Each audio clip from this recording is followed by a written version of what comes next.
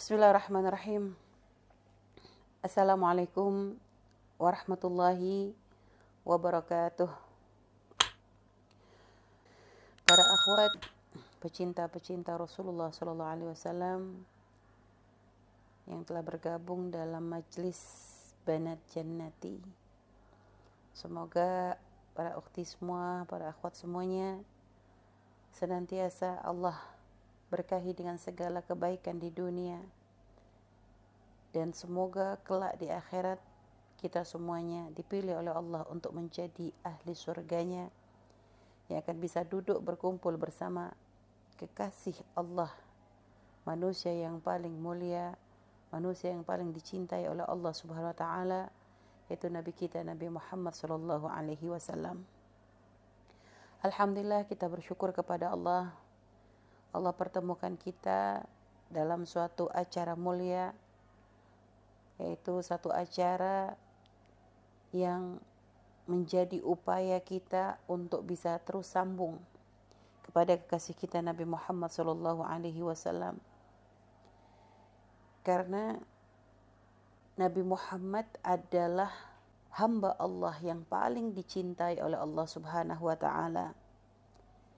Yang Allah kumpulkan pada diri beliau adalah segala kebaikan, segala kemuliaan. Beliau adalah manusia yang paling agung. Beliau adalah manusia yang paling terhormat. Sehingga ketika kita berupaya untuk mengenal beliau, untuk menyambungkan hati dengan beliau, untuk mengikuti beliau, maka semua kebaikan itu akan kembali kepada diri kita. Nabi tidak butuh penghormatan kita. Nabi tidak butuh untuk kita ikuti. Karena tanpa kita menghormati beliau, Nabi menjadi manusia yang paling dicintai, dihormati oleh semua makhluknya. Semua makhluk Allah Subhanahu wa taala. Nabi juga, jika kita tidak mengikuti beliau, ada banyak para kekasih Allah yang senantiasa mencintai dan mengikuti beliau. Sehingga ketika kita berupaya untuk mendekat kepada beliau dengan mengikuti sunnah-sunnahnya, dengan berupaya menyambungkan hati kita, memperbanyak sholawat kepada beliau, itu semua adalah kebutuhan kita, bukan kebutuhan Nabi. Tanpa sholawat yang kita baca, Nabi sudah berada di pangkat yang paling tinggi. Akan tetapi, dengan sholawat yang kita baca, itu akan mengangkat derajat kita untuk menjadi lebih tinggi.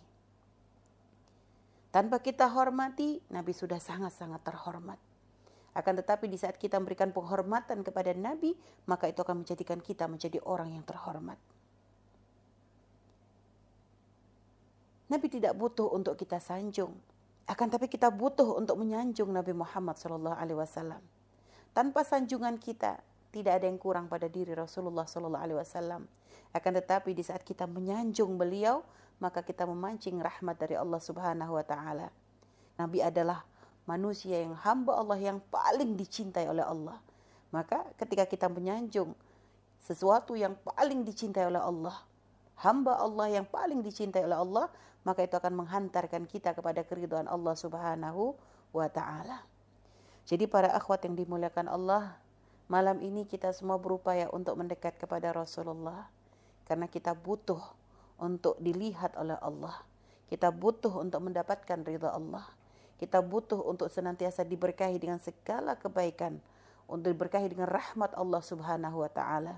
Maka cara yang paling luar biasa untuk mendapatkan itu semua adalah dengan mendekat kepada kekasih Allah Nabi Muhammad sallallahu alaihi wasallam. Diceritakan, Al-Habib Umar pernah menceritakan dalam satu ceramah beliau bahwasanya ada banyak kisah menceritakan tentang Al-Utsbi wal-Arabi, ya. Wal-A'rabi, Al-Utsbi wal-A'rabi. Jadi ada seorang wali Allah, seorang kekasih Allah yang bernama Al-Utsbi. Yang beliau itu adalah seorang waliullah yang sangat senang, artinya untuk beriktikaf di Masjid Nabawi, dan seringkali memang beliau berziarah, duduk di Raudhah untuk semakin dekat dengan Nabi Muhammad SAW. Sampai suatu hari ketika beliau sedang duduk di Raudhah, beliau melihat ada seorang A'rabi, seorang Badui yang datang menuju ke Raudhah lalu mendekat kepada kuburannya Rasulullah sallallahu alaihi wasallam. Lalu si A'rabi tadi berkata, "Ya Allah." Beliau mengucapkan salawat dan mengucapkan salam kepada Nabi Muhammad sallallahu alaihi wasallam. Lalu beliau, si A'rabi tadi, orang Badui tadi berkata di hadapan makamnya, kuburannya Rasulullah sallallahu alaihi wasallam dengan berkata, "Ya Allah, Engkau telah berfirman di dalam Al-Qur'an, walau annahum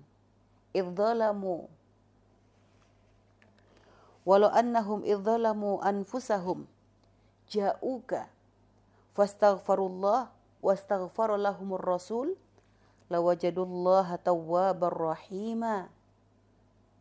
Ya Allah, Engkau telah berfirman di dalam Al-Quran bahwa barang siapa yang berbuat zalim kepada dirinya lalu dia mendatangi Nabi Muhammad, datang kepada Rasulullah sallallahu alaihi wasallam, fastaghfirullah, lalu dia memohon ampun kepada Allah, wastaghfara lahumur rasul, lalu Nabi Muhammad memintakan ampun untuk mereka kepada Allah Subhanahu wa taala, lawajadullaha tawwabar rahima, maka sungguh mereka akan menemukan Allah, artinya mereka akan mendapatkan ampunan dari Allah, dan mereka akan melihat bahwasanya Allah itu Maha Pengampun dan juga Maha Penyayang.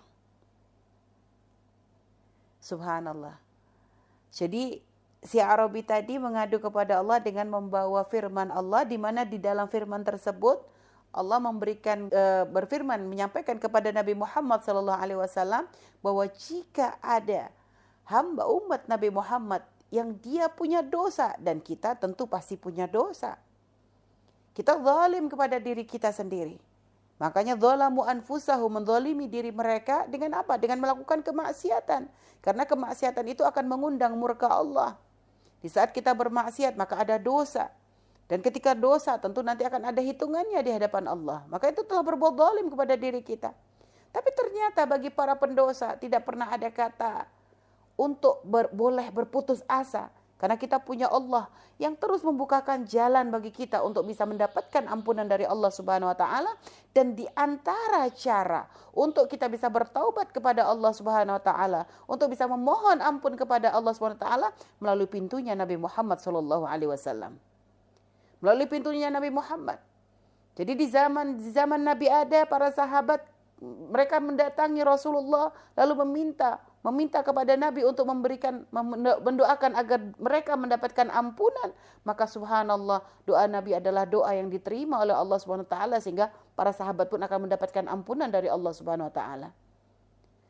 Setelah Nabi wafat, mungkin kita nggak bisa langsung datang lagi kepada Nabi, akan tetapi ternyata sebagaimana diisyaratkan bahwa Nabi itu menjawab salam. Menjawab salam yang diucapkan hayyun dalam akidah kita, Rasulullah itu hayyun fi qabrih, hidup di dalam kuburannya. Dengan cara yang Allah tahu, dan itu tidak mustahil karena Nabi kita adalah manusia spesial. Jadi jangan dikatakan ini adalah syirik atau mengada-ngada, tidak.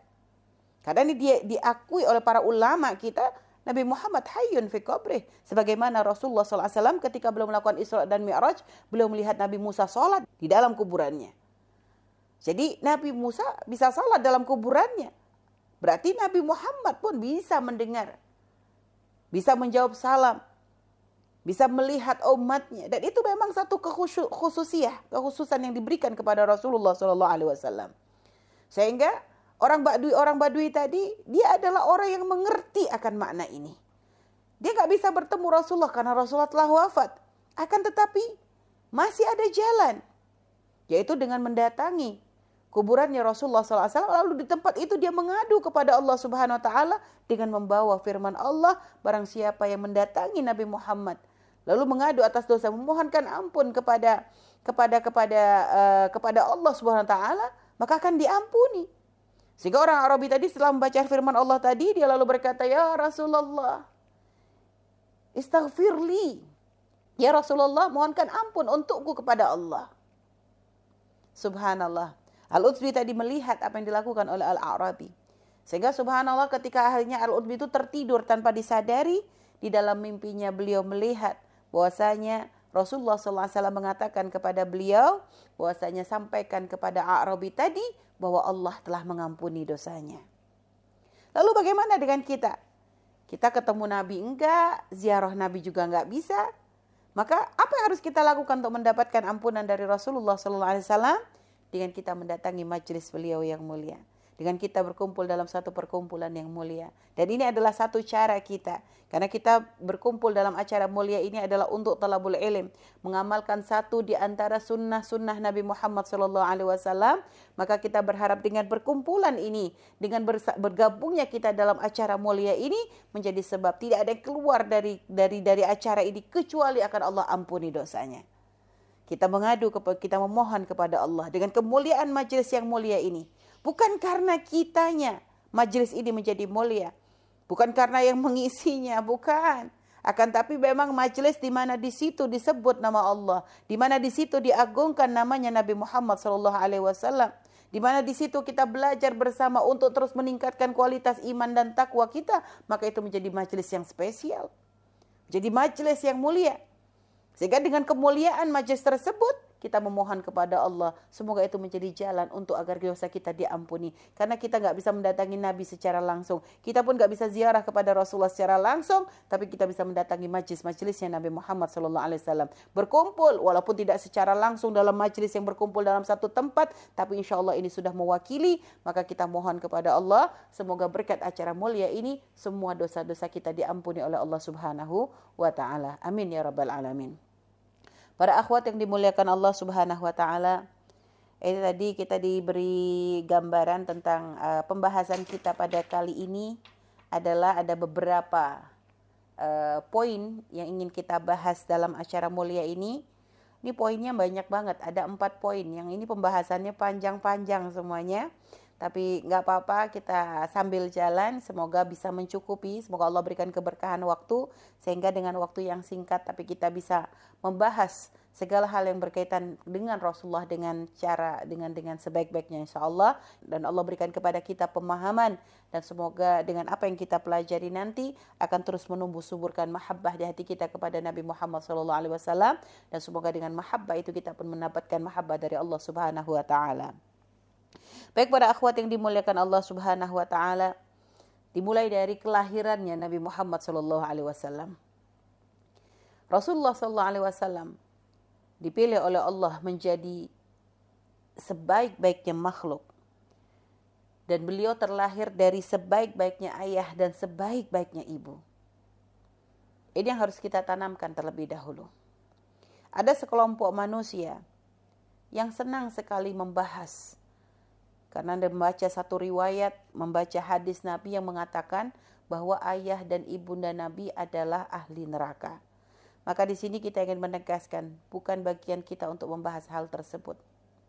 Dan seandainya, memang riwayat, misalnya seandainya riwayat itu adalah benar, tidak pantas bagi kita untuk membahas orang yang punya peran besar, orang yang punya jasa, manusia yang dipilih oleh Allah untuk menjadi orang tua bagi baginda Nabi Muhammad SAW, lalu kita bahas bahwa mereka adalah ahli neraka. Sangat kejam lisan kita kalau sampai seperti itu. Sehingga para akhwat yang dimuliakan Allah Subhanahu wa Ta'ala, yang pertama kali harus kita tanamkan, kita harus berhusnudzan. Allah telah memilih Nabi kita dari keturunan yang terbaik. Keturunan Rasulullah ini adalah keturunan yang terbaik. Adapun riwayat yang menceritakan bahwasanya Nabi ketika memohonkan ampun untuk ibundanya tapi tidak diterima oleh Allah Subhanahu wa Ta'ala, itu adalah hadis Nabi, khabar ahad. Akan tetapi ada firman Allah Subhanahu wa Ta'ala di mana Allah berfirman, "Wa ma kunna mu'adzabina hatta nab'atha rasula." Sungguh kami tidak akan mengadab satu kaum sampai kami kirimkan utusan. Dan orang tua Nabi, beliau hidup di masa fatrah. Artinya di masa ketika ada kekosongan dari mulai Nabi sebelumnya menuju kepada Nabi Muhammad SAW. Karena memang dan ada agama yang memang diikuti oleh orang-orang Quraisy saat itu adalah sisa-sisa dari agama Nabi Ibrahim. Itulah yang masih dianut, termasuk oleh orang tua Rasulullah, itu pun masih mengambil daripada apa yang pernah diajarkan oleh Nabi Ibrahim. Akan tapi kita harus tahu bahwasanya nabi-nabi yang terdahulu itu, mereka itu berdakwah hanya pada masa tertentu dan untuk kaum tertentu, tidak untuk secara keseluruhan, tidak seperti Nabi kita Nabi Muhammad SAW. Sehingga ketika akhirnya dalam fatrah yang sangat panjang, apalagi dari masa Nabi Ibrahim sampai menuju kepada Nabi Muhammad, berapa abad itu? Berapa abad? Sehingga artinya memang sudah ada pergeseran-pergeseran. Ya itulah disebut masa fatrah dan tidak ada siksaan sebagaimana orang mukallaf. Termasuk syarat mukallaf adalah sampainya seruan dakwah kepada mereka. Jadi kalau ada orang di zaman sekarang dia nggak sholat, dia nggak bisa nutup aurat dikarenakan tidak sampai seruan dakwah. Karena misalnya dia tinggal di satu tempat di mana dia nggak bisa mendengar, nggak pernah mendengar tentang Islam, di mana dia nggak pernah mendapatkan nasihat atau mendapatkan bimbingan dari ustadz atau orang yang mengerti ilmu, sehingga menjadikan dia sama sekali nggak tahu tentang ajaran Islam. Maka kalau seandainya dia menjadi orang yang tidak pernah beribadah, nggak sholat, nggak menutup aurat ataupun melakukan keharaman, ya nggak dosa bagi mereka karena seruan dakwah nggak sampai. Maka seperti itulah yang terjadi pada ibunda Nabi Muhammad SAW, ayahanda Rasulullah. Maka ini pembahasan yang ingin kami tekankan terlebih dahulu, karena sekarang banyak sekali ada sekelompok orang itu dijadikan pembahasan. Aneh, bagaimana mereka membahas sesuatu yang kurang pantas. Seandainya saja itu bukan Nabi, anggap saja ada orang kafir yang dia masuk Islam, akan tapi orang tuanya tetap berada dalam kekafiran. Lalu setelah itu kita katakan bahwa bapak ibumu itu pasti di neraka. Kejam kita.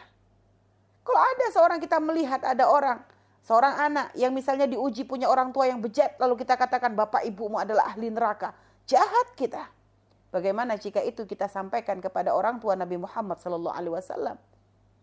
Betapa rendahnya kita, bahkan Rasulullah SAW mengajarkan kepada para sahabat untuk bisa menghormati putra dari Abu Jahal, orang yang paling jahat kepada Rasulullah SAW. Akan tapi ketika putranya memeluk agama Islam, maka Nabi berkata kepada para sahabat, kufu'an Abi Jahlin takrimatan li Ikrimata.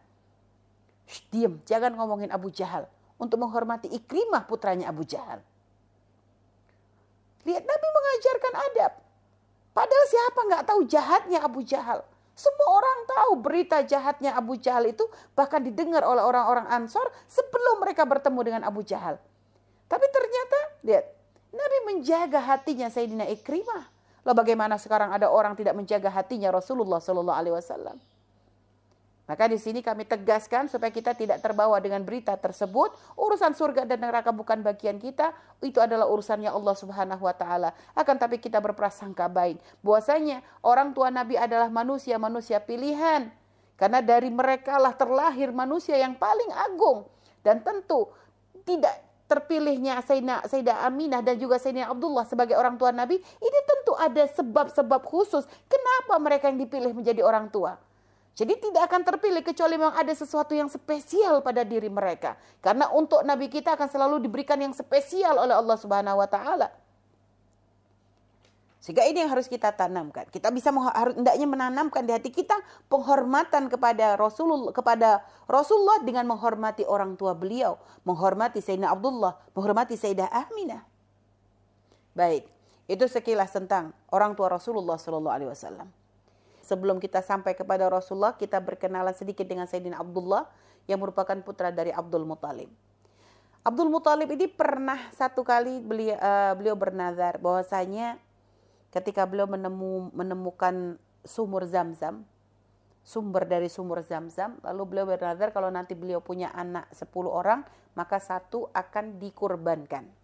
Sehingga ketika ternyata punya anak kok 10, maka saat itu diingatkan tentang nazarnya, dan bagi kalangan orang Arab melanggar nazar ini adalah satu penghinaan. Sehingga akhirnya di antara 10 anaknya diundi, ternyata yang keluar adalah namanya Sayyidina Abdullah, ayahanda dari Rasulullah SAW. Dan ketika mereka orang-orang mendengar kabar tersebut, ini orang-orang Mekah heboh. Ini menjadi berita yang top saat itu, merasa wah ini kenapa kok Abdullah? Karena Sayyidina Abdullah itu adalah kesayangannya orang Mekah. Sayyidina Abdullah ini adalah lelaki yang paling ganteng, paling soleh, paling disayang oleh mereka. Jadi bukan hanya bagus secara fisiknya, tapi juga bagus secara akhlaknya. Sehingga ketika mendengar ternyata Sayyidina Abdullah akan disembelih oleh ayahnya karena untuk memenuhi nazar, ini semuanya protes. Ya, jadi semuanya protes. Sehingga akhirnya karena orang-orang ini ribut protes, maka akhirnya subhanallah ada sekelompok orang yang menyarankan supaya Abdul Muthalib ini mendatangi kahin. Karena waktu itu memang ya belum ada ulama, sehingga kadang kahin itu kayak dukun gitu ya. Itu menjadi rujukannya orang-orang saat itu untuk dimintai pendapat. Maka akhirnya si kahin tadi memberikan saran untuk menukar Sayyidina Abdullah dengan onta. Dimulai dengan 10 ekor onta. 10 ekor onta diundi lagi, ternyata yang keluar Sayyidina Abdullah. Terus 20, 30 sampai 100 ekor onta, baru yang keluar adalah 100 ekor ontanya. Sehingga akhirnya Sayyidina Abdullah itu diganti, ditebus. Itu adalah dengan 100 ekor onta yang nilainya sangat gede. Dan tentu tidak ada orang tua yang akan berani mengeluarkan nilai segitu kecuali karena memang ada sesuatu yang istimewa pada Sayyidina Abdullah. Dan ini memang tanda-tanda kebesarannya Rasulullah. Tanda-tanda kelahiran Nabi itu sudah mulai nampak. Jadi dari sebelum beliau lahir tuh tanda-tandanya sudah ada. Dimulai daripada orang tua beliau. Setelah itu, setelah peristiwa tersebut, tidak lama setelahnya Rasulullah Sayyidina Abdullah menikah dengan Sayyidah Aminah, wanita yang paling mulia di tempat tersebut, di kalangan ahli Makkah saat itu. Wanita yang paling terhormat, kembangnya orang-orang Quraisy. Sehingga akhirnya ini menjadi pernikahan yang paling spektakuler. Karena lelaki yang terbaik mendapatkan wanita yang terbaik saat itu. Akan tetapi, subhanallah, ternyata pernikahan tersebut tidak berumur panjang. 3 hari setelah pernikahan antara Sayyidah Aminah dengan Sayyidina Abdullah, baru 3 hari Sayyidina Abdullah ternyata mendapatkan tugas untuk segera melakukan safar ya, melakukan, karena memang orang-orang sana kan biasanya pergi ke kota Syam untuk berdagang begitu.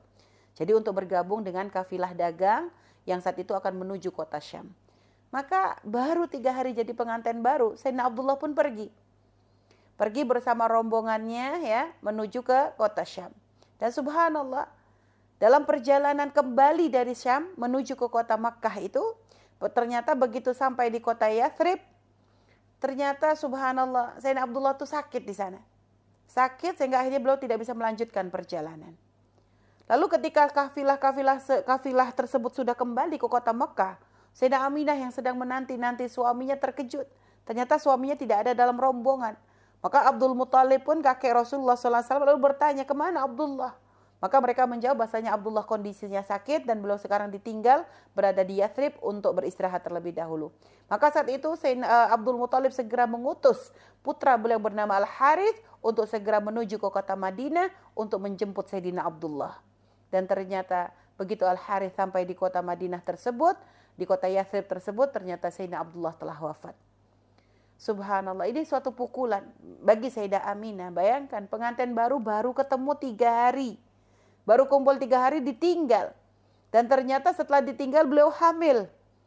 Pengen ngasih kabar gembira kepada suaminya, ternyata suaminya malah gak kembali lagi. Ditunggu kedatangannya malah gak datang-datang. Dan akhirnya memang diperkirakan Rasulullah saat itu berada dalam kandungan ibundanya antara 2 sampai 3 bulan. Subhanallah. Berat, ini adalah ujian berat. Akan tetapi Allah hibur Sayyidah Aminah. Allah berikan kemudahan dalam kehamilannya. Jadi beliau sendiri menceritakan bahwasanya selama kehamilan beliau dalam mengandung Rasulullah SAW benar-benar diberikan banyak keringanan. Banyak keringanan oleh Allah Subhanahu wa Ta'ala. Diceritakan bahwasanya Sayyidah Aminah bercerita bahwasanya beliau tuh pernah bermimpi didatangi ada suara yang mengatakan kepada beliau bahwasanya innaki qad hamalti bisayyidi hadhil ummah.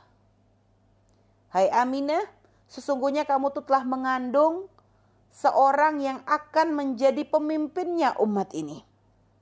Fa idza waqa'a 'alal ardi, maka ketika nanti dia telah terlahir, faquli, maka kamu ucapkanlah wa'idzuhu bil wahid.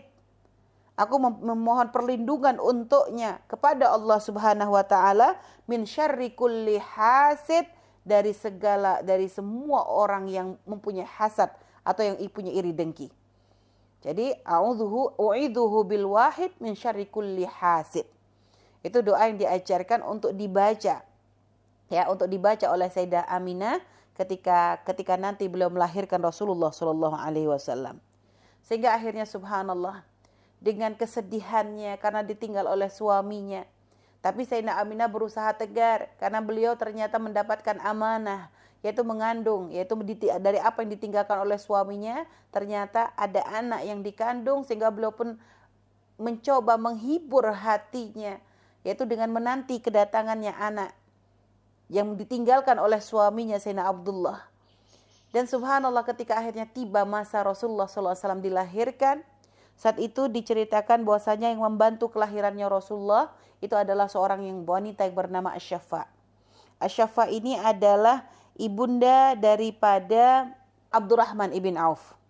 Jadi Sayyidina Abdurrahman ibn Auf punya ibunda yang bernama Asy-Syafa. Lalu akhirnya Asy-Syafa ini beliau termasuk yang membantu persalinannya Sayyidah Aminah. Dan juga termasuk ada seorang wanita juga yang ikut menyaksikan kelahirannya Rasulullah SAW, yaitu adalah Ummu Uthman ibn Abil As. Jadi Ummu Uthman ibn Abil As, beliau termasuk orang yang menyaksikan. Dan beliau bercerita bahwasanya ketika Nabi Muhammad dilahirkan, itu subhanallah, rumah itu dipenuhi dengan cahaya. Bahkan sampai-sampai kayak beliau tuh melihat ada bintang jatuh yang kayak tuh jatuhnya menimpa kepada beliau. Dan juga termasuk ada tanda-tanda kelahirannya Rasulullah itu adalah juga dirasakan oleh Sayyidina Hasan ibn Thabit. Diceritakan Sayyidina Hasan ibn Thabit pada waktu itu beliau adalah orang yang tinggal di Madinah.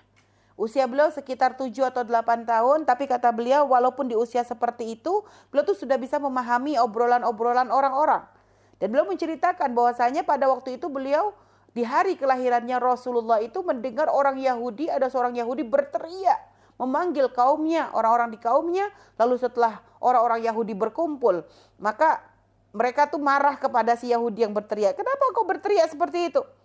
Lalu orang Yahudi tadi berkata, sesungguhnya aku melihat bintang, ya, bintang Ahmad. Jadi ada bintang, ya, nujum, ya. Jadi tola'an najmu Ahmad, tola'an laila an najmu Ahmad. Jadi sungguh pada malam ini telah muncul itu bintang Ahmad tadi. Alladzi wulida fihi nabi. Yang ternyata di dalam malam tersebut itu berarti menjadi pertanda bahwa terlahirlah seorang nabi. Dan orang Yahudi ini merasa gelisah karena mereka sebenarnya merasa kecewa, pengen protes kepada Allah. Kenapa kok nabi yang terakhir malah bukan dari keturunannya, bukan dari orang-orang golongannya orang Israel? Kenapa malah dari keturunannya Nabi Ismail? Karena waktu itu Nabi Ibrahim itu memiliki 2 putra, Nabi Ismail dan Nabi Ishak. Nabi Ismail dilahirkan oleh Sayyidah Hajar, sedangkan Nabi Ishak dilahirkan oleh Sayyidah Sarah. Dan para nabi ini rata-rata semuanya dari mulai Nabi setelah Nabi Ibrahim, Nabi Ishak, Nabi Yakub, Nabi Daud, semuanya ini adalah dari keturunannya Nabi Ishak. Sedangkan dari Nabi Ismail itu tidak ada. Tiba-tiba di akhir muncullah Rasulullah Sallallahu Alaihi Wasallam. Ini menjadikan mereka tuh merasa marah, merasa kok gak adil banget. Kenapa malah akhirnya? Ini kan puncaknya, ibaratnya yang paling utamanya.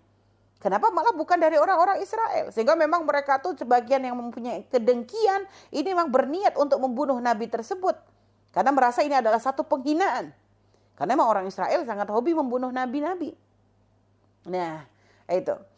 Dan juga diceritakan, Sayyidah Aminah sendiri meriwayatkan bahwasanya ketika beliau melahirkan Rasulullah Shallallahu Alaihi Wasallam, ya, ketika beliau melahirkan Rasulullah Shallallahu Alaihi Wasallam, beliau itu merasa kayak melihat awan itu kayak berkumpul.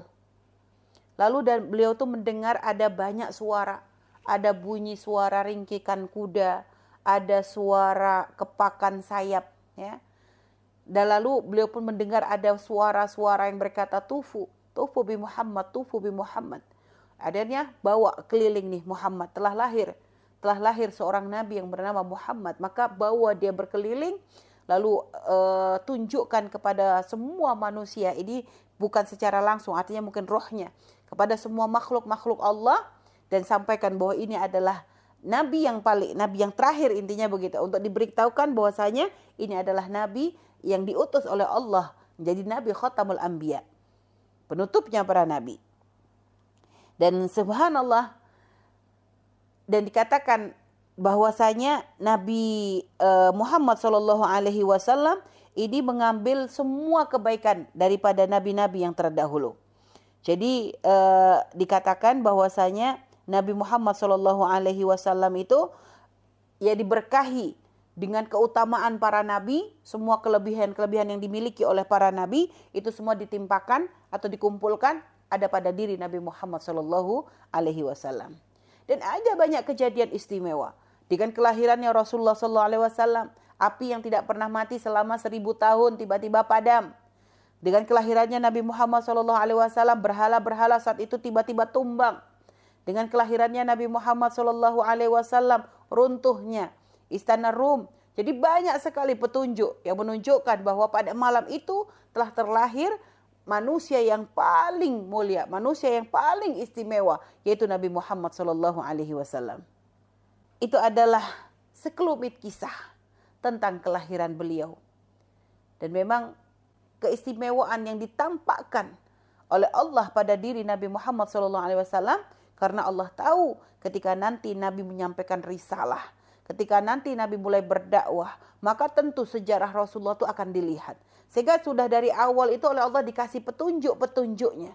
Supaya apa? Yang mereka beriman akan semakin yakin dengan kebenaran apa yang dibawa oleh Rasulullah SAW. Yang ingin mencari kesalahan, Nabi Muhammad tidak akan menemukan celah sedikit pun. Jadi tidak akan bisa menemukan kekurangan pada diri Nabi Muhammad SAW. Sudah ditata sedemikian rupa. Perjalanan hidup Nabi Muhammad SAW. Kenapa kok Nabi Muhammad terlahir dalam keadaan beliau yatim? Kenapa beliau tidak punya ayah? Kenapa setelah itu ibundanya meninggal? Lalu kenapa kakeknya meninggal? Lalu kenapa setelah itu paman yang merawat beliau, yang mencintai beliau seperti anaknya sendiri, malah tidak bisa berikrar dengan asyhadu alla ilaha illallah wa asyhadu anna muhammadar rasulullah? Itu semua ada hikmah di balik itu. Jadi tidak ada yang terjadi pada diri Nabi Muhammad kecuali memang diatur sedemikian rupa oleh Allah Subhanahu wa taala untuk menjaga jangan sampai ada orang yang meragukan risalah yang dibawa oleh Nabi Muhammad sallallahu alaihi wasallam. Lalu apa hikmahnya? Dengan beratnya hidup Nabi dari awal, dari kecil. Seorang anak gak pernah bertemu dengan ayahandanya, telah meninggal bahkan ketika beliau berada di dalam kandungan. Kenapa? Karena Allah ingin benar menunjukkan bahwasanya risalah yang dibawa Nabi ini adalah bukan dari apa yang diturunkan oleh orang tuanya atau dari kakeknya. Artinya memang benar-benar ini adalah risalah dari Allah Subhanahu wa taala. Karena kalau sampai ayahandanya masih hidup, orang bisa beranggapan, wah itu kan biasanya turunan dari bapaknya. Karena biasanya kalau dari bapak turun kepada anak. Sehingga ini supaya tidak ada keraguan, bahwasanya risalah ini benar-benar dari Allah. Jadi dibuat benar-benar orang-orang yang punya peran penting dalam hidup Nabi itu diambil oleh Allah Subhanahu wa taala. Dan selain itu, hikmah ujian berat yang didapatkan oleh Rasulullah dari mulai ketika beliau kecil, ini semua tujuannya adalah untuk kemaslahatan umat. Nabi kita Nabi Muhammad SAW, kalau kita ingin mencari bukti cintanya Rasulullah kepada kita, ini sudah diatur oleh Allah dengan sedemikian rupa. Sehingga perjalanan Nabi kita dari awal sampai dan beliau wafat, beliau tuh selalu mengambil bagian yang paling berat. Beliau selalu mengambil bagian yang paling berat. Untuk apa? Untuk memberikan kekuatan kepada umat. Maksudnya gimana? Agar umat tuh merasa kuat, merasa tegar. Bagi siapa yang merasa dirinya yatim, lihat, yatim tuh paling berat. Seorang anak punya menjadi yatim itu adalah ujian berat. Tapi lihat, bagi siapa yang merasa dirinya yatim, Nabi kita ternyata dilahirkan dalam keadaan yatim. Bagi siapapun yang merasa gak punya ibu, lihat, maka Nabi Muhammad ibundanya diambil dalam usia 6 tahun. Setelah itu apa lagi? Nabi itu sudah diajar berapa banyak kehilangan. Setelah itu ketika akhirnya beliau menikah dengan Sayyidah Khadijah, lihat, dikasih di ujian lagi. Beliau mendapatkan kebahagiaan dalam pernikahannya dengan Sayyidah Khadijah. Bahkan dikaruniai seorang putra dan putri. Akan tapi lihat, putra beliau diambil ketika masih kecil. Supaya apa? Ya ini tadi, kalau ada yang punya anak kok meninggal, maka subhanallah, Nabi kita berapa putra beliau yang diambil dalam ketika beliau masih hidup. Bahkan bukan hanya putranya diambil pas lagi lucu-lucunya. Rata-rata putra Rasulullah tuh meninggal di usia 1 tahun, ada yang 1,5, ada yang 2 tahun. Itu kan lagi lucu-lucunya anak. Ternyata malah diambil oleh Allah Subhanahu Wa Taala. Setelah itu putri beliau ada 4 orang putri, tapi ternyata 3 orang putri semuanya meninggal sebelum Nabi Muhammad SAW. Lihat, jadi bagian terberat tuh diambil oleh Nabi. Supaya apa? Jika ada orang tua yang kehilangan anak, diuji oleh Allah dengan kehilangan anak, harus belajar tegar. Kenapa? Nabi kita, manusia yang paling mulia, manusia yang tidak punya dosa, manusia yang sangat dicintai oleh Allah, ternyata pun diuji dengan ujian yang berat oleh Allah Subhanahu Wa Taala. Apalagi masih banyak dalam kehidupan Nabi. Ternyata Nabi lebih memilih hidup dalam kefakiran, bukan karena Nabi nggak bisa kaya. Bahkan Allah tawarkan Batha Makkah, zahaba. Allah jadikan Batha Makkah tuh menjadi emas untuk Nabi. Tapi ternyata Nabi nggak memilih itu. Nabi milih untuk selalu menjadi abdan syakura, menjadi hamba yang bersyukur. Sehari makan, sehari enggak, sehari makan, sehari enggak. Bahkan kadang sampai 1 bulan dapur Nabi itu nggak pernah ngepul. Itu yang dipilih. Bukan karena Nabi itu nggak bisa minta kepada Allah. Seandainya Nabi minta makanan dikirim dari surga bisa kok. Tapi kenapa Nabi memilih yang berat? Ini juga adalah bentuk kasih sayang Rasulullah kepada umat. Bahwa supaya umat ketika merasakan hidup yang berat, jika ada yang merasa fakir, maka sadari fakirnya kita saat ini nggak bisa menandingi kefakiran Rasulullah saat itu. Kalau ada orang merasa kelaparan, lihat, bandingkan. Nabi bahkan pernah berhari-hari gak makan. Jadi ini adalah supaya orang tuh ingat. Ketika mendapatkan ujian, ingat Nabi kita juga begitu. Padahal Nabi gak punya dosa. Kalau kita diuji wajar, dosa kita banyak. Ya. Yang merasa punya rumah kecil. Masya Allah, sadari. Sekecil-kecilnya rumah kita saat ini. Nabi pun rumahnya kecil. Padahal siapa beliau? Rumah Nabi itu sangat kecil. Bahkan kalau ukurannya tuh mau dibanding dengan ukuran WC kita aja tuh kayak gak seimbang. Ukuran rumah Nabi itu antara 4x3 atau 4x4. Kecil sekali. Bahkan sampai dikatakan oleh Imam Hasan Al-Basri. Ketika beliau mendatangi rumah Nabi Muhammad SAW. Beliau tuh nangis. Lihat rumah Nabi itu nangis. Sampai itu beliau berkata, demi Allah, seandainya tuh umat melihat rumah ini, maka untuk belajar menjadi qanaah nggak perlu pakai kitab. Cukup melihat rumah Nabi, maka akan menjadi orang yang qanaah. Karena rumah Nabi itu kecil, tangan menggapai itu sudah nyampe. Pendek rumah Nabi. Makanya kita pernah mendengar kisah bagaimana ketika Rasulullah sholat. Ketika Rasulullah sholat, saat itu Sayyidah Aisyah sedang terbaring. Maka Rasulullah tuh kalau pengen sujud, kakinya Sayyidah Aisyah didorong terlebih dahulu. Menunjukkan tempat yang sangat sempit. Tapi tidak menjadi penghalang Nabi untuk terus beribadah. Sekarang kita punya rumah gede pun kadang kita masih males sholat. Kalau ada yang ngerasa, saya punya kasur gak enak, kalau tidur gak enak. Kasurnya keras, Masya Allah. Nabi kita boro-boro. Gak ada yang dulu zaman Nabi ada kasur Palembang tuh gak ada. Kalau zaman Nabi sampai Nabi tidurnya di atas pelepah korma. Sampai berbekas kepada punggung beliau. Ayo. Apalagi yang mau kita bandingkan? Hidup kita yang gak enak, ayo bandingkan dengan hidupnya Nabi Muhammad SAW. Semua pahit-pahitnya kita tuh diambil oleh Rasulullah. Supaya apa? Agar ketika umat diuji, ada yang diuji seperti itu, punya kekuatan hati. Nabiku pun seperti itu. Bahkan untuk wafatnya Nabi kita, Nabi Muhammad, dipilihkan bukan wafat dalam peperangan. Nabi gak wafat dalam peperangan. Nabi diwafatkan oleh Allah karena sakit. Kenapa? Karena nanti akan memang Allah sudah tahu bahwa nanti banyak umat itu rata-rata orang paling banyak tuh meninggal karena sakit. Sehingga supaya apa? Menjadi kekuatan. Bahwa ketika sakit ingat Nabi pernah merasakan sakit yang sangat berat. Bukan karena Nabi gak dicinta oleh Allah. Mudah bagi Allah mengangkat sakitnya Nabi. Tapi di situ lihat. Diajarkan bagaimana sakitnya Rasulullah SAW. Dalam keadaan sakit beliau masih selalu ingat Allah. Dalam keadaan sakit beliau selalu bersabar. Dalam keadaan sakit beliau tidak pernah mengeluh. Ini adalah pendidikan untuk kita sebagai umat Nabi Muhammad SAW.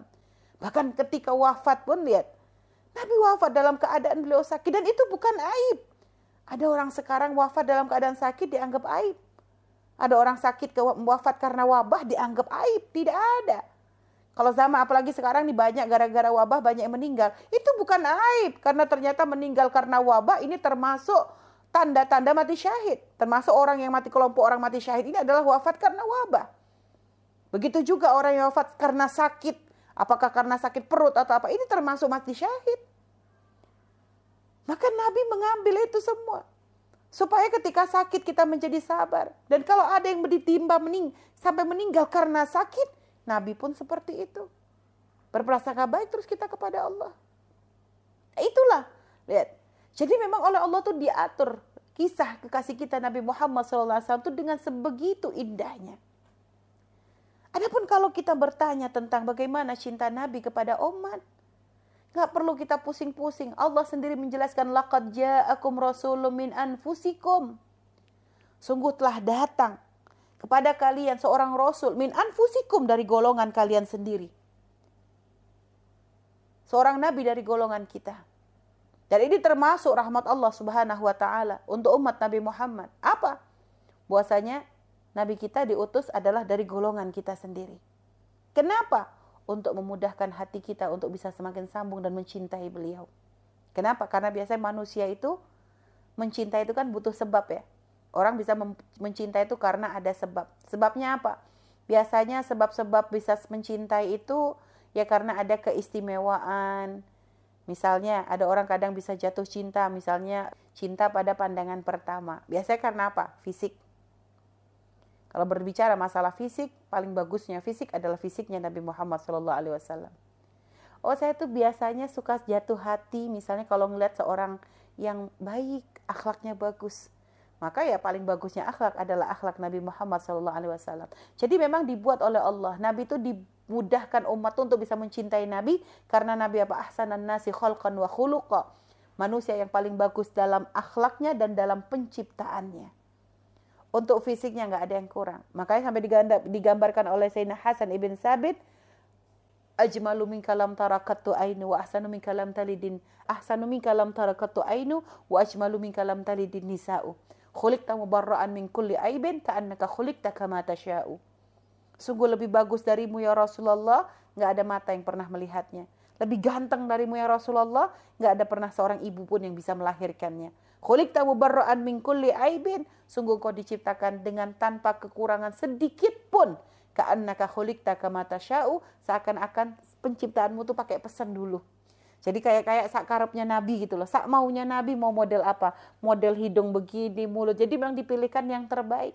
Kalau kita kan udah terima jadi. Ya, kalau kita nggak bisa pesan, nggak bisa mau protes. Ya sudah dikasih hidung segini, alhamdulillah masih punya hidung. Kalau Nabi nggak, diciptakan dari sebaik-baik, paling bagusnya. Kalau mau cari hidung paling bagus, ya hidungnya Rasulullah. Mau cari bibir paling bagus, ya bibirnya. Jadi semuanya adalah yang paling terbaik. Kenapa? Karena kekasih Allah. Dari sisi fisiknya saja sudah luar biasa.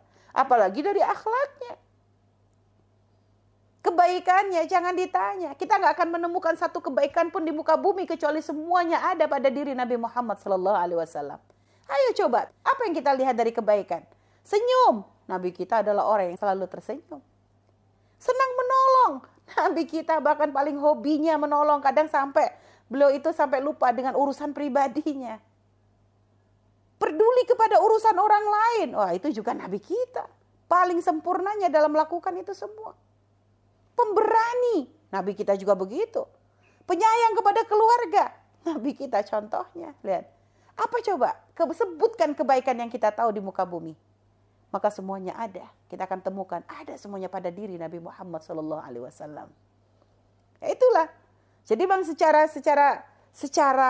fisik dan secara akhlak itu memang semuanya dikumpulkan kebaikan itu pada diri Rasulullah SAW. Makanya Allah laqad ja'akum rasulun min anfusikum.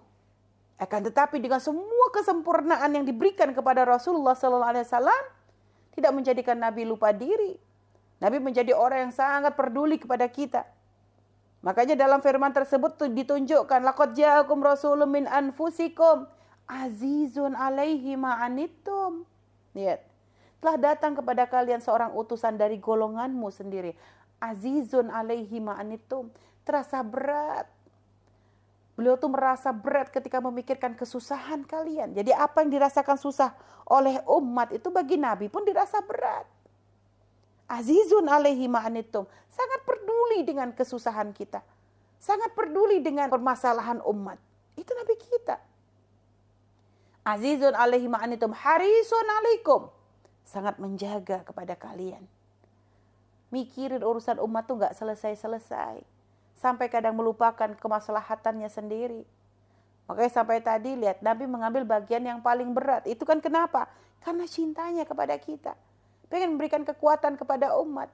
Sehingga siapapun yang diberikan ujian dalam hidupnya, lihat Nabi kita Nabi Muhammad, maka kita akan menjadi kuat di situ. Diuji kefakiran tidak akan menjadi lemah. Nabi pun ternyata memilih jalan tersebut agar bisa semakin dekat dengan Allah. Diuji sakit pun jangan berprasangka buruk kepada Allah. Nabi pun diuji sakit, tapi beliau selalu terus bersyukur kepada Allah. Gak pernah mengeluh. Ayo, kita melihat itu semuanya. Azizun alaihi ma'anitum. Dan selalu lihat yang dipikirkan Nabi itu adalah urusan kita, umatnya. Ummati. Bahkan pernah dalam satu kisah Nabi itu kelaparan. Sampai Nabi itu mengikat perutnya tuh dengan batu, bayangkan. Siapa Nabi? Kita gak pernah menemukan cerita kelaparan itu kayak Nabi kita, paling sempurnanya manusia. Paling makhluk yang paling dicinta, tapi diuji dengan lapar. Dan Nabi mengikat perutnya itu dengan batu. Nabi tahan laparnya. Nabi kalau lapar sendiri itu Nabi masih kuat. Akan tapi tiba-tiba datang Sayyidina Abu Bakar mengadu, ya Rasulullah, sungguh aku tuh sangat lapar. Sekarang tuh kelaparan juga. Ngelihat Sayyidina Abu Bakar kelaparan, enggak tahu datang lagi Sayyidina Umar juga mengadu lapar. Maka baru Nabi itu beranjak, ayo kalau gitu kita berusaha mencari makan. Awalnya Nabi itu kalau cuma diri sendiri enggak peduli, tapi begitu melihat dua sahabatnya pun kelaparan, baru mikir Nabi. Begitupun ketika satu hari belum merasa kelaparan, diikat dengan batu. Akhirnya waktu itu tiba waktu sholat, Rasulullah sholat, dan di belakang diikuti oleh Sayyidina Umar bin Khattab dan juga beberapa orang sahabat. Saat itu Sayyidina Umar lalu setelah sholat bertanya kepada Rasulullah, ya Rasulullah, aku dari tadi tuh dengar dari gerakan setiap engkau bergerak tuh ada bunyi-bunyi.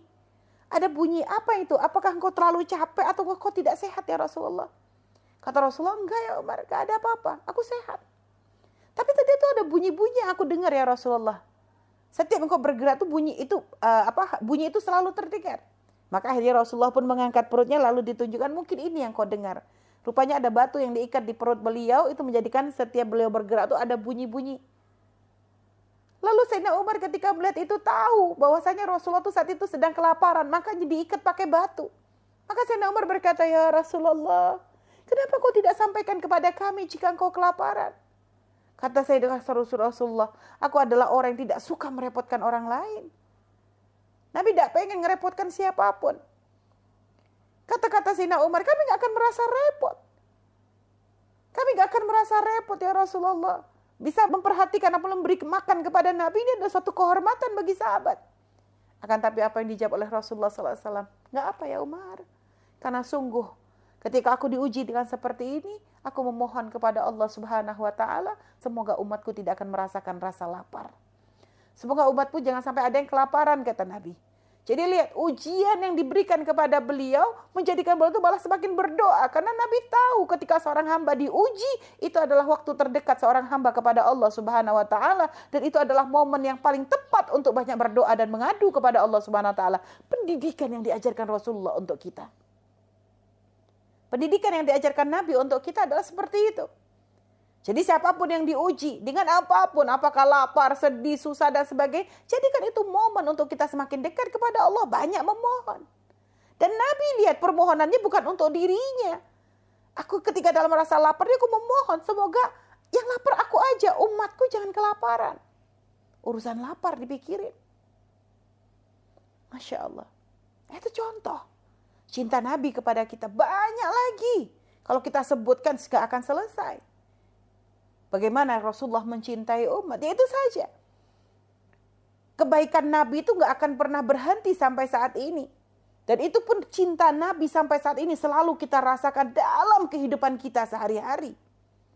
Sekarang kita lihat, sebagai siapa kita? Sebagai seorang anak misalnya. Sebagai seorang anak. Ketika kita bisa berbakti kepada orang tua kita, maka ketika ada seorang anak bisa berbakti kepada orang tuanya, maka sadari bukan karena kehebatannya, tapi karena itu adalah pendidikan dari Nabi Muhammad SAW.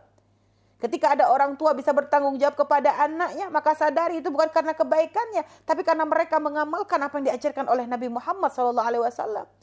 Ketika ada seorang suami bisa baik kepada istrinya, maka itu pun adalah perintah yang pernah diajarkan oleh Rasulullah kepada umat. Karena Nabi pernah bersabda, khairukum khairukum linisaikum. Sebaik-baik kalian adalah yang paling bagus kepada para wanitanya. Wa ana khairukum li ahli. Nah, aku orang yang paling bagus kepada keluargaku. Tapi Nabi ajarkan, seorang istri pun diajarkan untuk bisa berbakti kepada suaminya. Jadi kalau ada istri solehah, itu adalah buah dari kebaikannya Nabi Muhammad SAW. Karena memang Nabi mengajarkan kita untuk bisa mengabdi kepada suami kita. Mewanti-wanti kita bahwa surganya seorang istri adalah pada ridho suami. Ketika kita bisa ada orang bisa berkasih sayang, saling tolong menolong, maka semua itu dari mana kita dapatkan? Kebaikan tersebut dari mana bisa kita lakukan? Semuanya pernah diajarkan oleh Nabi kita, Nabi Muhammad SAW. Dan itu adalah bukti cinta terbesar Nabi. Karena dengan mengenal Nabi Muhammad, dengan kita mengikuti syariatnya Nabi Muhammad, maka yang kita rasakan adalah keindahan dalam kehidupan kita. Keindahan antara hubungan seorang anak dengan orang tuanya. Keindahan hubungan suami dengan istrinya. Keindahan dalam hubungan sesama manusia. Karena semuanya itu adalah buah cinta Rasulullah SAW. Nabi gak pernah mengajarkan kita untuk egois. Kalau ada orang besar gak bisa menyayangi yang kecil, Nabi gak senang. Ada orang kecil gak bisa, anak kecil tidak bisa menghormati yang gede, Nabi gak senang. Laisa minna man lam yarham saghirana wa yuqir kabirana, kata Nabi. Bukan bagian dari kami orang yang gak punya kasih sayang kepada yang kecil dan tidak bisa menghormati yang gede. Lihat. Jadi perkara dari yang paling gede sampai perkara sepele semuanya dijelaskan oleh Rasulullah SAW. Itulah Nabi kita. Jadi membicarakan cinta Nabi itu adalah pembicaraan yang sangat panjang, gak mampu kita memaparkannya. Karena semua kebaikan yang kita rasakan saat ini adalah buah dari Nabi Muhammad SAW. Bahkan kita saat ini, kita yang berkumpul di majelis mulia, kami pun berbicara seperti ini. Orang kadang menganggap wah baik dan sebagainya. Bukan karena kami baik, karena yang kami singgung ini yang kami hadirkan adalah tentang Nabi Muhammad, keagungan Nabi Muhammad. Maka karena menghadirkan keagungan Nabi Muhammad, kita pun jadi ke bawah dengan keagungan beliau. Bukan karena kami yang berbicara ini adalah lebih baik, tidak. Tapi karena yang kami bicarakan ini adalah kemuliaan Nabi, sehingga pun kami itu tertular. Coba kalau seandainya ada orang, misalnya naudzubillah ya, kami kok bisa mencela Nabi, nggak akan ada orang bisa hormat. Berapa banyak orang yang direndahkan karena mereka merendahkan Nabi Muhammad SAW. Walaupun katanya dia punya jabatan, akan direndahkan. Gak akan orang bisa menghormati. Karena siapapun yang merendahkan Nabi akan dihinakan oleh semua manusia. Sehingga kita lihat, kita diakui. Kadang kita hadir di majelis, kita dihormati, kita disambut dan sebagainya. Kenapa? Karena kita membawa syiarnya Nabi Muhammad SAW. Itu kebaikan Nabi yang kita rasakan sampai saat ini. Luar biasa. Jadi kebaikan Nabi itu Masya Allah sampai saat ini pun terus. Jadi beliau dalam keadaan hidup membawa manfaat untuk orang lain. Bahkan setelah wafatnya. Makanya Nabi bersabda memang. Ketika aku hidup itu adalah baik untuk kalian. Dan ketika wafat pun ternyata baik juga. Karena wafatnya Nabi tidak mengurangi keagungan beliau. Tidak mengurangi sedikit pun dari ajaran beliau. Kita adalah orang yang gak pernah bertemu dengan Nabi. Akan tetapi pun ternyata subhanallah. Allah berikan kepada nikmat untuk bisa mengikuti beliau. Untuk bisa mengamalkan sedikit. Walaupun kadang kita belum sempurna dalam menjalankannya. Tapi pun itu sudah alhamdulillah harus kita syukuri. Semoga dengan kita banyak duduk dalam acara mulia seperti ini. Allah tambahkan terus kenikmatan kepada kita. Untuk bisa semakin lebih banyak lagi dalam mengikuti Rasulullah SAW. Jadi itu. Lalu terus bagaimana cara kita untuk mendapatkan cinta Nabi? Untuk mendapatkan cinta Nabi, ya ini adalah PR untuk kita semua. Dan cinta Nabi ini pasti tidak akan berpisah dengan cinta Allah kepada kita. Maka Allah berfirman di dalam Al-Quran, Qul in kuntum tuhibbunallah. Katakan jika engkau mencintai Allah. Wahai Muhammad, Allah berfirman kepada Nabi kita, Nabi Muhammad SAW, wahai Muhammad, sampaikan kepada umat, Qul in kuntum tuhibbunallah. Katakan jika mereka mencintai Allah, fattabi'uni. Maka Allah perintahkan Rasulullah untuk menyampaikan, fattabi'uni, ikuti aku. Rasulullah mengatakan, ikuti aku. Qul in kuntum tuhibbunallah, fattabi'uni. Ikuti aku. Kenapa kau harus mengikuti Rasulullah SAW? Karena dengan mengikuti Nabi ini ternyata Allah kasih balasan yang gede. Bagi siapapun yang bisa mengikuti Nabi ini, mengikuti apa yang diajarkan oleh Rasulullah SAW, ini ternyata Allah kasih balasan tuh nggak kira-kira. Bukan hanya sekedar harta, bukan kayak dikasih tanah atau dikasih kekuasaan, enggak. Balasannya Masya Allah. Qul in kuntum tuhibbunallah fattabi'uni yuhibbukumullah wa yaghfir lakum dzunubakum. Lihat, barang siapa yang mengikuti Nabi Muhammad SAW, balasannya apa? Mendapatkan cinta dari Allah Subhanahu wa taala. Wa yaghfir lakum dzunubakum, kan enggak cuma sekedar cinta, ternyata dihapus dosanya. Wa yaghfir lakum dzunubakum. Dengan siapa? Mengikuti Nabi Muhammad SAW. Lalu bagaimana cara kita bisa mengikuti Nabi? Nggak akan kita bisa mengikuti Nabi kita kecuali di saat kita bisa menumbuh, suburkan rasa cinta di hati kita kepada Nabi Muhammad SAW. Karena buah dari mencintai itu adalah mengikuti. Sebagaimana kalau ada orang sekarang demen sama artis, lihat. Dia akan mengikuti caranya, bajunya, cara ngomongnya, cara gerakannya. Karena ada cinta. Jadi dia mudah mengikuti. Maka kita pun kalau pengen bisa mengikuti Nabi, maka dimulai dengan cinta. Lalu bagaimana cara menumbuh suburkan cinta? Kenali Nabi kita. Kalau kita nggak kenal Nabi, gimana bisa muncul rasa cinta? Nggak kenal, nggak sayang. Nah, sekarang ini karena banyak orang hanya tahu Nabinya Nabi Muhammad, tapi nggak kenal dengan Nabinya.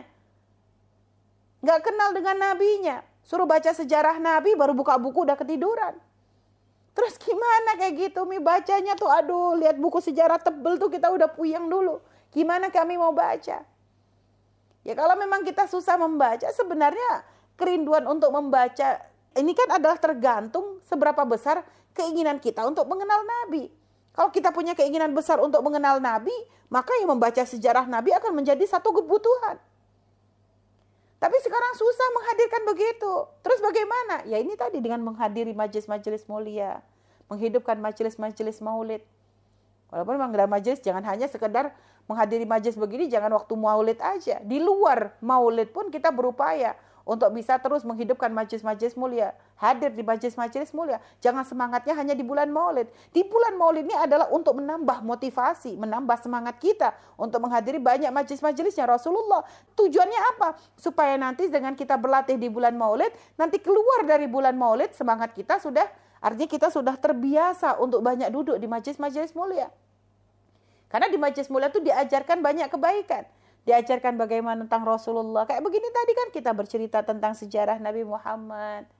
Ya, kita bercerita tentang kelahiran beliau, kita bercerita. Ini kan nambah. Oh, ternyata belum lagi kita ceritakan tentang keagungan beliau, keistimewaan beliau. Dengan menghadir majelis begini ini kayak jadi charger bagi kita. Nambah amunisi, nambah semangat. Ini harus kita syukuri. Dan ini termasuk cara untuk kita bisa mencintai Rasulullah. Kenali terlebih dahulu. Kenali beliau, kenali sahabat-sahabat beliau. Kalau kita pengen lebih tahu, ya ibaratnya kalau kita sudah tahu keagungan Rasulullah, tapi dengan melihat sahabat-sahabat beliau pun semakin tumbuh kagum lagi. Sahabatnya aja begitu kok. Kenali ahli baitnya Rasulullah SAW. Dengan semakin kita kagum kepada ahli baitnya, wow, ini siapa? Ini dari turunannya Nabi Muhammad SAW. Tambah lagi. Jadi mencintai semua yang dicintai oleh Nabi, ini juga termasuk cara kita untuk mendapatkan cinta. Rasulullah SAW cintai keluarga beliau, cintai sahabat beliau, cintai bangsa beliau. Karena sekarang ada musuh-musuh Allah tuh berusaha menjauhkan kita dari ini semua. Ada sekelompok orang yang sentimen dengan sahabat, mengkafir-kafirkan sahabat. Ini sebenarnya adalah kelompok yang ingin menjadikan kita tuh jauh dari Nabi Muhammad. Ada sekelompok orang yang menjadikan kita syak tentang ahli bait. Bahkan sampai mengatakan keturunan Nabi sudah terputus karena keturunan gak nyambung dari pihak perempuan. Ada. Ini semua sebenarnya tujuannya adalah untuk memutus kita dari Nabi Muhammad. Ada lagi yang subhanallah sentimen dengan Arab. Sampai merendahkan Arab. Biar kita gak senang dengan Arab. Kenapa? Padahal Nabi kita adalah dari bangsa Arab. Gak bisa kita pungkiri. Kalau ada orang Arab gak baik, yang namanya orang gak baik gak cuma di Arab. Di Indonesia juga banyak. Jadi ada sebagian orang membuka, menjelek-jelekan orang Arab dengan tujuan apa? Biar kita nggak senang dengan Arab. Kalau sudah nggak senang dengan Arab gimana? Ya akhirnya terputus kita dari Nabi, karena Nabi kita dari Arab. Makanya cintai semua yang berkaitan dengan Rasulullah. Dan kami selalu katakan, mencintai ini semua bukan kebutuhannya Nabi, tapi kebutuhan kita. Karena dari cinta inilah nanti akan bermula. Dengan cinta kepada Nabi, ini akan menjadi membukakan banyak pintu kebaikan. Dan tidak bertentangan cinta kita kepada Nabi dengan cinta kita kepada yang lainnya. La yu'minu ahadukum hatta akuna ahabba ilaihi min waladi wa walidi wa nasi ajmain. Gak iman. Kata Nabi, seorang jika di antara kalian, jika kalian gak bisa mencintaiku, seperti cintamu kepada orang tua dan kepada anak-anak kalian semuanya. Dan ini gak bertentangan. Jangan katakan, oh berarti kalau kita cinta Nabi, berarti kita gak boleh sampai terlalu cinta dengan orang tua, gak boleh terlalu cinta dengan anak, gak boleh terlalu cinta dengan sama manusia. Ini pemahaman yang salah. Cinta kita kepada Nabi Muhammad SAW gak akan pernah bertentangan dengan cinta kepada orang tua. Karena Nabi mengajarkan kita untuk bisa mencintai orang tua, berbakti kepada orang tua. Kami sampai Nabi gak pernah ngajarin kita untuk egois. Bahkan pernah ada seorang sahabat pernah mendaftar perang. Lalu Nabi katakan kepadanya, dengan siapa engkau tinggal? Dengan orang tuaku ya Rasulullah. Orang tuaku sudah tua. Loh, kalau kamu pergi perang dengan siapa orang tuamu? Enggak ada ya Rasulullah, karena aku adalah anak satu-satunya. Kalau gitu jangan perang, kata Nabi. Temani orang tuamu, itu adalah jihadmu. Lihat. Nabi gak pernah ngajarin, oh kamu perang nih jihad fisabilillah, tinggalkan orang tuamu. Gak ada. Nabi gak langsung karena dia milih orang tua lalu dikatakan dia adalah telah kalah cintanya kepada Nabi. Gak pernah begitu. Sayyidina Thalhah, pernah ada seorang sahabat pengen ngasih tanah kepada Nabi. Pengen ngasih hadiah karena tahu nih tanah nih Nabi kayaknya suka banget karena ada sungai di dalamnya. Ketika diberikan kepada Nabi, apa kata Nabi? Kamu punya paman bibi yang fakir kan? Kamu punya paman bibi yang fakir kan? Berikan ini terlebih dahulu kepada paman bibimu. Lihat, Nabi ajarkan dia untuk sambung dengan kekerabatan. Jangan sampai ada orang pengen mendekat dengan Nabi lalu meninggalkan orang tuanya. Jangan sampai ada orang pengen dekat dengan Nabi lalu meninggalkan kerabatnya. Jangan sampai ada orang pengen dekat dengan Nabi lalu gak peduli urusan anak-anaknya. Gak begitu ajaran Nabi Muhammad SAW. Gak iman seorang sampai kamu tuh bisa mencintai Nabi melebihi cinta kepada orang tua dan anak. Bukan maksudnya dengan meninggalkan itu semua. Tapi agar kita benar dalam mencintai anak. Agar kita benar dalam mencintai orang tua. Jangan sampai gara-gara cinta kepada anak kita melanggar ajarannya Rasulullah. Jangan sampai karena kita mencintai orang tua, kita pun melanggar syariatnya Nabi Muhammad SAW. Itu loh maksudnya. Jadi jangan sampai cinta kepada manusia menjadikan kita khianat, menjadikan kita bermaksiat kepada Allah, nggak patuh dengan syariat Nabi. Itu yang diajarkan Nabi. Nah, para akhwat yang dimuliakan Allah Subhanahu wa taala. Jadi itulah cara kita untuk meraih cinta Nabi kita Nabi Muhammad SAW. Cinta itu akan timbal baik. Kalau kita bisa semakin menumbuh suburkan rasa cinta kepada Rasulullah, maka subhanallah itu akan mendatangkan rahmat dari Allah Subhanahu wa taala. Akan mendatangkan banyak kebaikan dari Allah Subhanahu wa taala dan itu akan menjadikan kita sampai kepada cintanya Rasulullah sallallahu alaihi wasallam. Maka itulah upaya kita memperbanyak membaca sholawat. Itu adalah buah dari cinta kepada Rasulullah sallallahu alaihi wasallam. Semoga Allah memberikan kemudahan kepada kita untuk menjadikan lisan kita selalu basah untuk bersolawat, untuk menumbuh suburkan di hati kita rasa cinta dan rindu. Makanya ketika berdoa kepada Allah, ketika kita mengadu dalam solat-solat kita, jangan hanya pengen hajat dunia saja. Jangan sampai ya Allah doakan semoga ya Allah aku mohon semoga aku bisa lulus, ya Allah semoga ini bisa lancar, ya Allah semoga jodoh. Jangan, boleh, gak dilarang berdoa begitu. Tapi ada sesuatu yang urgent yang harus selalu kita sebut. Apa? Doa kepada Allah. Karena Allah yang bisa membolak-balikan hati. Allah yang bisa menumbuh suburkan rasa cinta. Doa, minta kepada ya Allah. Dalam setiap solat, ketika kita menghadap Allah, ketika kita solat tahajud, minta, ya Allah tumbuh suburkan di hati kami kecintaan kepada Nabi Muhammad SAW. Jadikan kami agar bisa menjadi orang yang mencintai dan dicintai oleh Nabi Muhammad SAW. Berapa banyak kita memohon seperti itu? Maka mengadulah kita saat ini. Karena Allah yang bisa menitipkan cinta itu di hati kita. Allah yang menitipkan di hati Sayyidina Umar. Padahal beliau awalnya orang yang pengen membunuh Nabi. Sudah niat pengen membunuh, gak taunya dengar bacaan Al-Quran, gak jadi membunuh, malah menjadi orang yang mencintai Nabi. Lihat, begitu mudahnya Allah memberikan hidayah kepada hamba-hamba pilihannya. Sayyidina Abu Bakar, lihat, dititipkan oleh Allah rasa cinta kepada Rasulullah SAW, menjadikan beliau itu sangat peduli semua urusan Nabi, sampai gak peduli dengan dirinya. Berapa banyak kisah kecintaan Sayyidina Abu Bakar. Ya, Sayyidina Abu Bakar tuh dalam cintanya kepada Nabi itu ditunjukkan dalam banyak kisah yang kita dengar. Sampai beliau rela kakinya disengat oleh ular, dalam riwayat oleh kalajengking, hanya untuk menjaga supaya Rasulullah bisa istirahat dengan nyaman. Sampai berapa pernah dalam kisah perjalanan hijrah beliau menuju kota Madinah. Lihat, beliau sampai ibaratnya memberikan minum kepada Nabi. Baru lihat Rasulullah minum tuh sudah rasanya beliau pun kayaknya sudah merasa lega. Itu karena begitu cintanya kepada Rasulullah. Dan para sahabat pun begitu. Mereka adalah orang-orang yang sangat mencintai Nabi. Mereka hidup dengan Nabi, mudah bagi mereka untuk bisa tumbuh cinta. Tapi pun ternyata itu pun tidak merasa cukup. Mereka terus berupaya bagaimana caranya untuk terus menumbuh suburkan rasa cinta. Mengikuti Nabi Muhammad dari urusan ibadah sampai urusan sepele yang gak berkaitan ibadah pun dilakukan oleh sahabat. Urusan sepele gimana? Diceritakan Sayyidina Anas ibn Malik itu adalah sahabat Nabi yang memang menjadi pembantu Rasulullah ya, dari ketika beliau masih kecil. Itu tuh adalah sahabat Nabi yang paling gak suka makan labu. Ya, Umi nggak tahu labunya tuh labu apa, hanya disebutkan tuh labu. Ya, apakah labu siem kek atau labu merah, wallahu a'lam. Yang jelas dikatakan Sayyidina Anas tuh nggak suka labu. Tapi beliau tuh selalu melihat Nabi tuh kalau makan tuh paling suka. Kalau ada labu Nabi pasti ngambil. Sehingga dipaksain urusan makan, coba urusan selera. Beliau gak mau ketinggalan. Jadi urusan selera pun beliau tuh maksain untuk bisa makan makanan yang disenangi Nabi. Ini gak ada urusannya dengan ibadah. Akan tapi ini ada urusannya dengan mahabbah. Sampai Sayyidina Abdullah ibn Mas'ud, sahabat Nabi Muhammad SAW, yang subhanallah secara fisik beliau itu tidak tinggi. Ya, tidak tinggi. Bahkan sampai dikatakan tinggi beliau dengan pedangnya tuh tinggian pedangnya. Karena memang beliau tuh subhanallah dikasih kakinya beliau tuh kecil. Nggak tinggi beliau.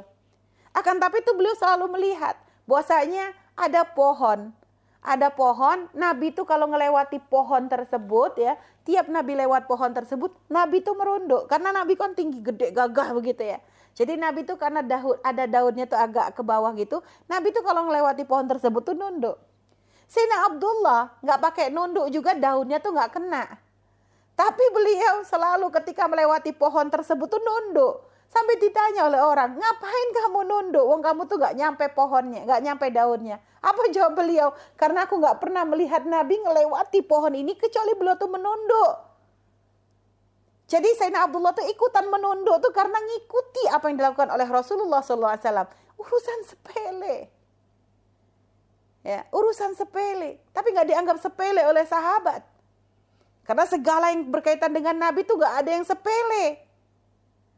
Segala sesuatu yang kayaknya remeh, tapi kalau sudah ini berkaitan dengan Nabi, jadi istimewa. Rambut Nabi yang baru dipotong, bekas rambut. Kalau kita siapa yang mau nampung? Tapi sahabat begitu melihat Nabi potong rambut, tangannya nadah semuanya. Rebutan untuk dapat rambutnya Rasulullah SAW. Keringat Nabi, lihat. Apa keringat ini? Ini gak berkaitan dengan ibadah atau keimanan. Gak ada. Akan tetapi keringat Nabi ternyata dikumpulkan. Ummu Sulaim tuh nyuruh Sayyidina Anas untuk ngumpulin keringatnya Rasulullah. Karena ngambil berkah. Bahkan beliau katakan nih keringat Nabi ini paling wanginya. Ngalah-ngalahin minyak wangi. Gak ada minyak wangi yang bisa mengalahkan wanginya keringatnya Rasulullah SAW. Urusan seperti itu. Jadi mencintai Nabi itu jangan hanya urusan ibadah. Enggak, ayo kita lihat kisahnya para sahabat dalam mengagungkan Nabi. Bahkan pernah Sayyidina Umar ibn Khattab urusan talang air. Jadi di kota Madinah itu ada talang air. Satu hari ada seorang sahabat, Sayyidina Abdullah ibn Abbas kalau tidak salah. Beliau tuh melihat ada talang air yang biasanya ada kok tiba-tiba nggak ada. Akhirnya waktu itu pada masa Khalifah Sayyidina Umar bin Khattab. Akhirnya beliau tuh bertanya kepada orang-orang, di mana talang air yang biasanya selalu ada di sini? Dijawab oleh orang-orang, itu diturunkan. Oleh siapa? Oleh Khalifah Umar. Kaget Sayyidina Abdullah. Sayyidina Abdullah bin Abbas ini orang yang menjaga. Beliau tuh sebenarnya nggak mau walaupun pergi ke pemerintahan itu ya. Padahal waktu itu ya bukan karena tidak baiknya Sayyidina Umar. Hanya memang para sahabat tuh menjaga untuk tidak banyak berurusan dengan masalah hukuman dan sebagainya. Jadi waktu itu tapi beliau karena ini berkaitan dengan talang itu datang kepada Sayyidina Umar. Akhirnya ketika bertemu ditanya oleh Khalifah Umar, ada apa tumben-tumbennya ya Abdullah engkau menemuiku? Beliau lalu bertanya, ya Umar, apakah engkau yang menurunkan talang air yang ada di tempat, ada satu tempat gitu disebutkan? Iya, soalnya itu merusak keindahan. Soalnya menjadi kurang indah, makanya aku turunkan. Akhirnya apa kata Sayyidina Abdullah, ya Umar demi Allah, aku melihat Rasulullah yang memasang talang air tersebut. Aku melihat Rasulullah yang memasang talang air tersebut. Saat itu Sayyidina Umar kagetnya luar biasa. Akhirnya begitu mendengar bahwa talang air itu adalah Rasulullah yang memasangnya, maka beliau mengambil talang air yang sudah dipinggirkan tadi, lalu dibawa ke tempat tersebut. Setelah itu apa? Sayyidina Umar memerintahkan kepada Abdullah untuk naik di atas pundak beliau. Kata Sayyidina Abdullah, enggak Umar, aku cari tangga. Enggak, kata Sayyidina Umar, injak nih pundak. Injak pundak aku karena aku menjadi orang yang berani menurunkan talang air yang dipasang oleh Rasulullah. Lihat, apa talang air ini? Ini gak ada urusannya dengan ibadah, dengan sholat. Gak ada. Akan tapi kalau ini sudah peninggalan Nabi, dianggap istimewa oleh para sahabat. Sekarang kita lihat, subhanallah, Mekah Madinah sudah gak ada menunjukkan apa peninggalan Nabi Muhammad SAW. Miris kita melihat, semua jejak-jejak Rasulullah itu sudah mulai dihapus hanya karena takut umat syirik. Sampai Khandaq, parit yang pernah digali oleh Rasulullah ketika perang, ini sudah nggak bisa dilihat. Padahal kalau seandainya kita melihat parit tersebut, maka lihat, yang muncul di hati umat adalah, ya Allah, beratnya perjuangan Nabi. Nabi gali parit itu bukan pakai alat berat, pakai tangan beliau. Bersama para sahabat semua. Kalau seandainya rumah Nabi itu diabadikan, tidak dihancurkan, maka seperti tadi Imam Hasan Basri mengatakan, orang kalau belajar Qur'an agak perlu pakai kitab, cukup lihat rumah Nabi. Tapi sekarang subhanallah di Madinah kita nggak akan menemukan jejak Nabi sedikit pun. Semuanya sudah dihapus hanya karena takut syirik. Sehingga makanya karena sudah jejak Nabi sudah nggak ada. Maka gimana cara kita untuk bisa sambung hati kita dengan Nabi? Ya kita kenali sejarah, kita baca sejarah beliau. Kita baca buku-buku yang berkaitan dengan beliau. Kita dengarkan nasihat-nasihat yang menyebut tentang keagungan beliau. Ya itu caranya. Karena kami pernah waktu itu ke Taif. Kami pernah ke Taif, di Taif itu ada termasuk peristiwa istimewa, ada satu tempat yang pada zaman Utsmani itu dijadikan masjid. Jadi tempat-tempat istimewa yang punya sejarah yang berkaitan dengan Nabi itu selalu dijadikan masjid. Ada satu tempat di situ ketika Nabi dilempar oleh orang Taif, kan Nabi berlari. Ketika berlari, akhirnya setelah selamat dari pukulan mereka, Nabi itu bersandar di batu. Nabi bersandar di batu, yang karena sandarannya Nabi itu subhanallah, batu itu karena merasa, ya karena batu itu melembut, kalau sudah dengan Nabi itu menjadi melembut, sampai akhirnya berbekas. Jadi ada bekas kayak sikunya Rasulullah, kayak ada tempelan tangannya Nabi Muhammad SAW begitu. Yang itu akhirnya pada Daulah Utsmani itu diabadikan menjadi masjid. Waktu itu kita kan penasaran, karena kita dengar itu ada. Akhirnya kita tanya waktu itu kepada orang-orang, di mana tempat itu? Oh itu nggak penting karena itu ini kok bukan masjid, bukan apa. Loh kami nggak masalah urusan masjid, kami pengen tahu di mana tempat itu. Akhirnya begitu kita lihat, kita datang tempatnya, masya Allah, masjid yang dulu dibangun di Daulah Utsmani itu sekarang bukan bentuk masjid, jadi tempat sampah. Bahkan peninggalan Nabi yang ada jeglongannya itu di semen, ditutup supaya orang nggak melihat lagi, alasannya apa? Takut syirik. Subhanallah, rasanya kok segitunya. Bahkan ada satu tempat di dekat Uhud yang waktu Rasulullah berperang, dalam perang Uhud itu, Nabi kan terluka parah. Nabi diceritakan bersembunyi di satu goa, gitu ya, ada goa yang dekat dengan Uhud tadi, agak naik sedikit begitu, yang tempatnya tuh nyempil begitu ya, itu Nabi sembunyi di situ. Dan sampai dikatakan darah Rasulullah tuh banyak turun di gua tersebut. Waktu itu kebetulan Buya umroh ngebolang gitu ya. Umrohnya nggak pakai aturan nggak pakai travel gitu. Sehingga waktu itu kebetulan dibawa oleh salah satu teman untuk sampai ke Uhud, dibawa ke gua tersebut. Karena di situ dikenal itu adalah gua yang bau wanginya luar biasa. Karena itu pernah ada darah Rasulullah yang menetes banyak di situ. Sehingga bau wanginya tuh sampai sekarang tuh nggak hilang. Akhirnya ketika nyampe ke sana, benar kata Buya, wangi itu wangi yang nggak pernah ditemukan. Akhirnya kata Buya tuh dipikir apa memang sengaja dikasih wangi-wangian atau memang ini adalah wangi darahnya Nabi. Ini kan nggak paham. Akhirnya coba oleh Buya dilihat, mungkin ditaruh kayak pewangi-wangian gitu loh. Ternyata begitu diambil, karena kan tempatnya gelap, gak dilihat. Buya ambil tuh pakai tangan, waktu dibawa keluar, ternyata lantai dari gua tersebut tuh sudah ditaruh kotoran kambing sebegitu banyaknya, untuk supaya nggak ada orang tuh mau datang. Ya itu tadi takut syirik lagi. Tapi ternyata ditaruh kotoran kambing segitu banyaknya nggak menghilangkan bau wangi dari darahnya Nabi Muhammad SAW. Itu luar biasanya. Jadi memang sekarang ini kita diuji oleh Allah. Karena peninggalan Nabi itu sudah susah untuk kita temukan. Makanya sekarang yang harus kita hidupkan hati kita.